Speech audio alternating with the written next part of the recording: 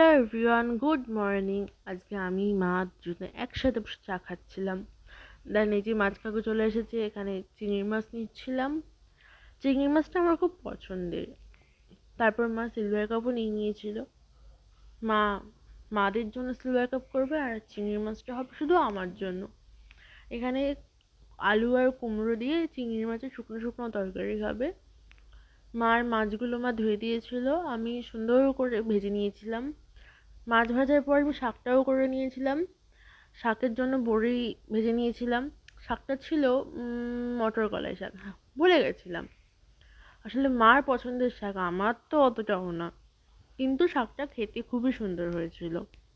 দেন lunch করে এই যে ঘুমাতে যাব, আর একজন ঘুমিয়ে একদম ঢলে পড়ছে। ওকে একটু আদর করার পর সন্ধ্যেবেলা উঠে দেখি মা পাটিসাপটা বানাবে। আর এই যে তাওয়াটা দেখছেন, এটা আমাদের বাড়িতে প্রতি বছর শীতকালেই বের হয়। চলো টাটা।